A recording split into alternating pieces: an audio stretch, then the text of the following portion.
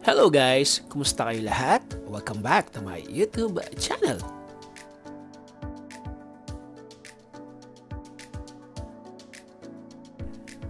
Ang menu natin for today, chicken humba. Pero bago tayo mag-start, mag-subscribe na muna kayo kung kayo ay bago sa ating channel at pakiclick nyo rin yung bell button para sa mga latest updates.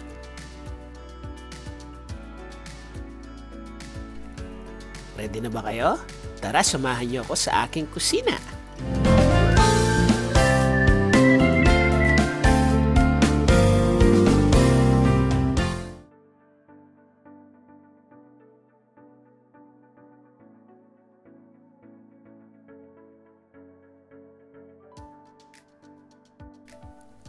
Maglagay tayo ng cooking oil sa kawali at painitin ito.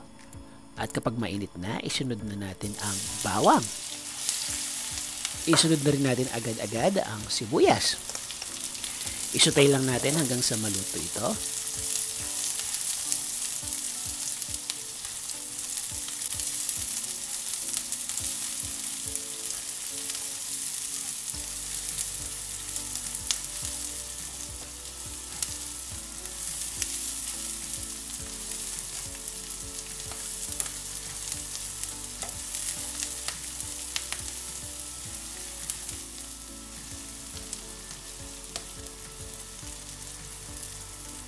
At ngayon, pwede na natin ilagay ang freshly ground peppercorn.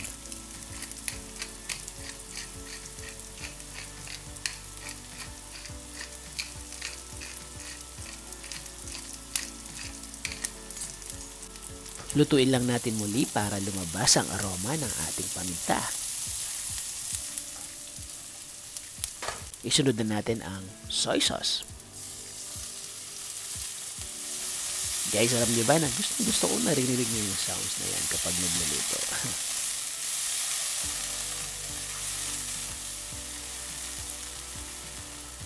Guys, at sa puntong ito, pwede natin ilagay ang ating chicken. Spread lang natin to sa kawali at tatakpan natin to para isimmer ng mga 5 minutes.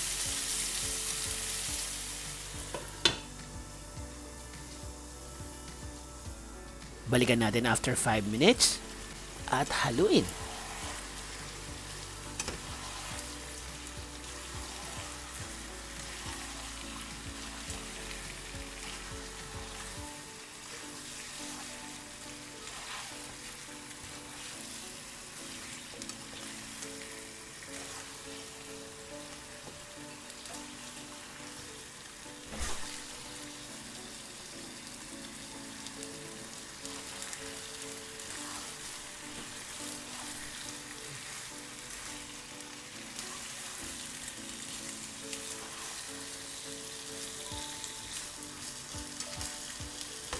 Ngayong nahalo na ng maigi, ilagay na natin ang ating pineapple juice.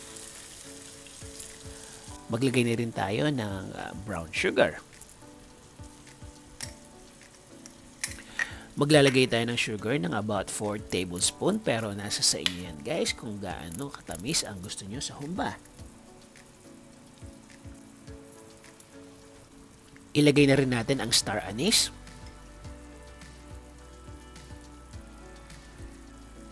Peppercorns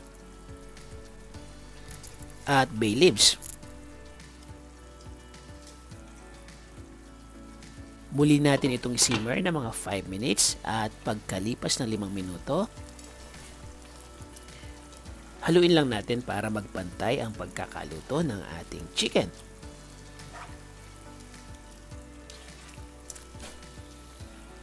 Guys, siya nga pala ang kumpletong listahan ng ating recipe for today ay makikita sa dulo ng video ito.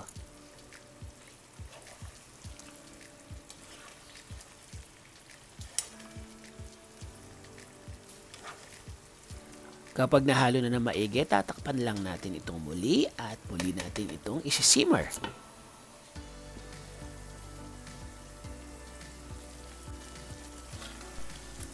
Ayan, guys, kung mapapansin nyo, medyo nagtitiken na ang ating sauce. Haluin lang natin.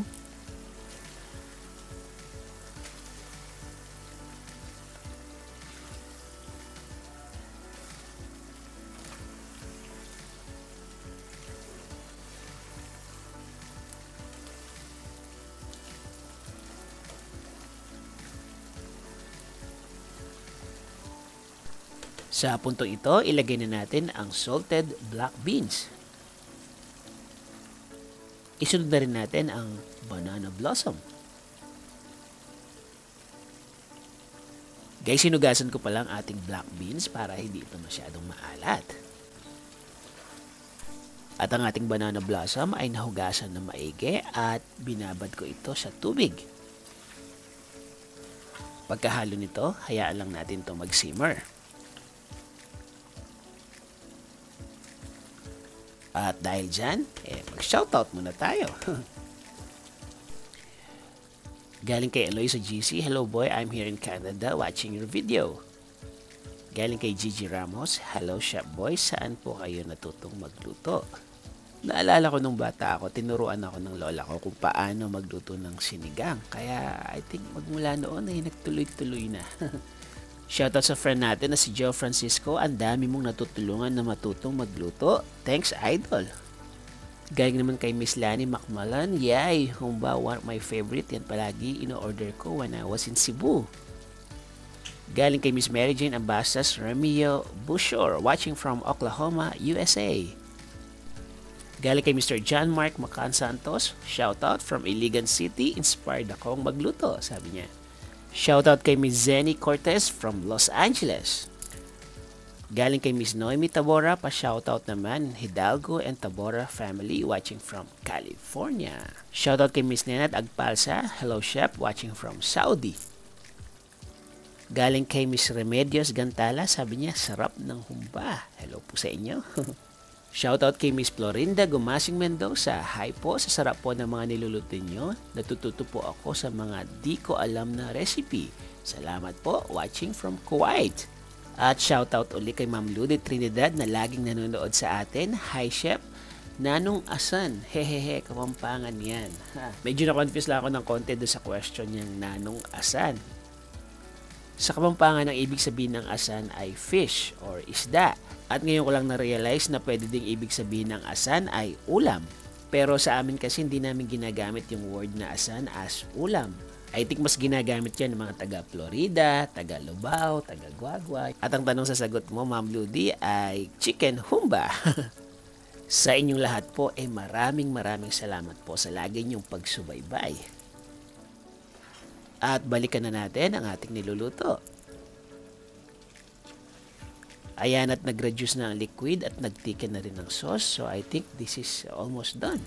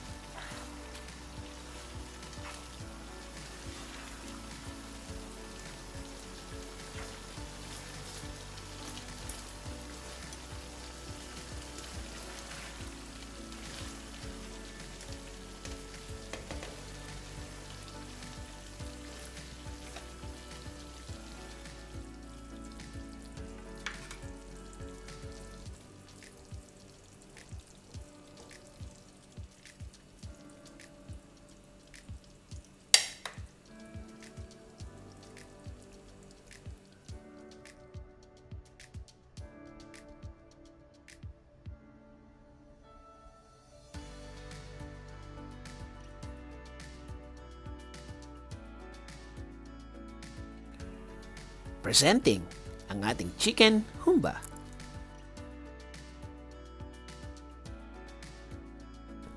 Sana ay nag-enjoy kayo sa panonood at kung nagustuhan niyo po ang ating recipe for today, paki-like na lang po at paki-share na rin to sa inyong mga friends and relatives.